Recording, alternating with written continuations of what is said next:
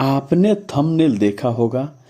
कुछ तो महिलाएं जो कहीं नहीं कभी नहीं जगी होंगी, वह भी थंबनेल देखकर अपनी जगने का एहसास हो सकता है कि मुझे गाली देकर कर रही होंगी।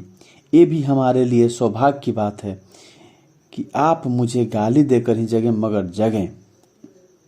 गांधी ने भी कहा था, डू और डाई, करो या मरो, करो या मर जाओ। मतलब कि आपने अपने कर्तव्य का पालन करो, परतंत्र मत रहो, चीजों को समझो या उसके संघर्ष में अपने आप को विलीन कर दो। आज मैं आपसे अपेक्षाएं रख रहा हूं, वह दिन आपके ही तरह कुछ महिलाओं द्वारा लाया गया दिवस, जो 8 मार्च अंतर्राष्ट्रीय महिला दिवस है। सबसे पहले मैं इसके शुरुआती इतिहास पर कुछ प्रकाश डालना चाहता हूं। न्यूयॉर्क सिटी में 1908 में 15,000 महिला, उस समय महिलाओं को वोटिंग का अधिकार नहीं हुआ करता था, जिसकी मांग के लिए उन्होंने काम के घंटे कम करने के लिए और बेहतर वेतन के लिए, यानी अपने वेतन के बढ़ोतरी के लिए मार्च निकाला। कालांतर में यानी 1909 ईस्वी 28 फरवरी को यूएस में ही सोशलिस्ट पार्टी के आह्वान पर पहली बार मनाया गया। इसके बाद इस अंतर्राष्ट्रीय महिला दिवस को फरवरी के लास्ट संडे को, यानी फरवरी माह के अंतिम रविवार को मनाने का निर्णय लिया गया। सन 1910 ईस्वी में सोशलिस्ट इंटरनेशनल के कोपेनहेगन सम्मेलन में इसे अंतर्राष्ट्रीय दर्जा दिया गया। उस समय प्रमुख उद्देश्य महिलाओं को वोट का अधिकार दिलवाना ही था, क्योंकि उस समय अधिकतर देशों में महिला को वोट का अधिकार था ही नहीं। सन 1917 ईस्वी में रूस की महिलाओं ने महिला दिवस पर रोटी और कपड़े के लिए हड़ताल पर जाने का फैसला किया। यह हड़ताल भी ऐतिहासिक था, चूंकि जार ने सत्ता छोड़ी थी। उस समय रूस के शासक को जार कहा जाता था। अंतरिम सरकार द्वारा महिलाओं को वोट देने का अधिकार दिया गया। वह दिन भले ही जूलियन कैलेंडर का आखिरी रविवार संडे था, जो कि 23 फरवरी के कैलेंडर में शामिल था, मगर यह दिन ग्रेगोरियन कैलेंडर के अनुसार 8 मार्च था।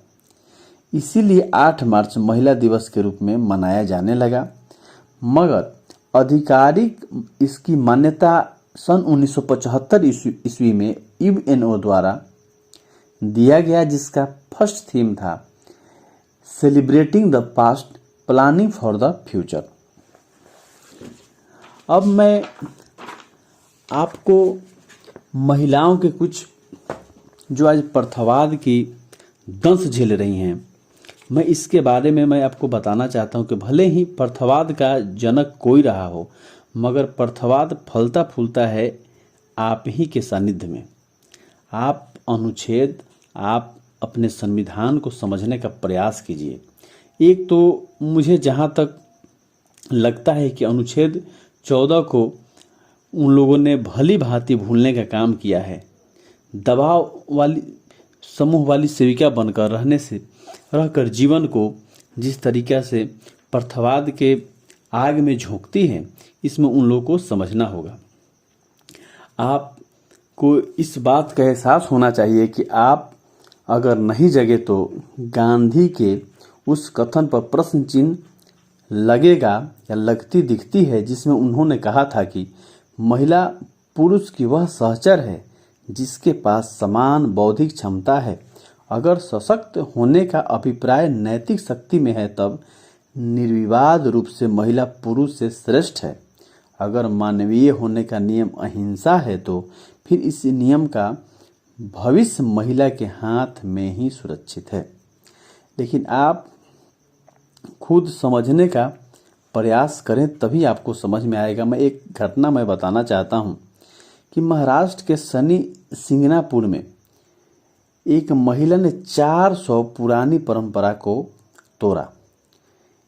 ये बात है कि मंदिर में प्रवेश को लेकर जो रोक था महिलाओं के लिए, उसको उन्होंने रात में जो सन्नी महाराज का मंदिर था उस पर उस महिला ने तेल चढ़ाने का काम किया। बहुत बवाल मचा।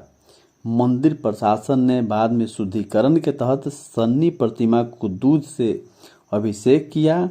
पूरी मंदिर को धोया गया। आप खुद समझ सकते हैं आप कहाँ खड़े हैं। मैं ये आज आपको पहली बार ये याद नहीं दिला रहा हूँ कि आपको जगने की आवश्यकता है।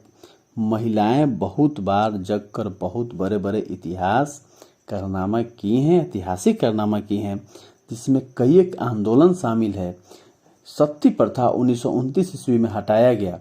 इसके पीछे महिलाओं का जो थियोसॉफिकल सोसाइटी जो था वो इसके बहुत बड़ा इसके लिए प्रयास किया था, जिसके कारण सती प्रथा को हटाया गया था। सन 1970 ईस्वी के दशक में चिपको आंदोलन जो चला था उसमें भी महिलाएं की महत्वपूर्ण भूमिका रही थी। नक्सलवादी आंदोलन जो पश्चिम बंगाल में हुआ था इसमें भी महत्वपूर्ण भूमिका उनकी रही। तारी आंदोलन, बहुत सारे आंदोलन हैं जिसमें महिलाओं की महत्वपूर्ण भूमिका रही है। तो आपको जगने की आवश्यकता है, जिसको आपको प्रथावाद को इसके समझना होगा और अपने अधिकार को समझना होगा, संविधान को समझना होगा। धन्यवाद।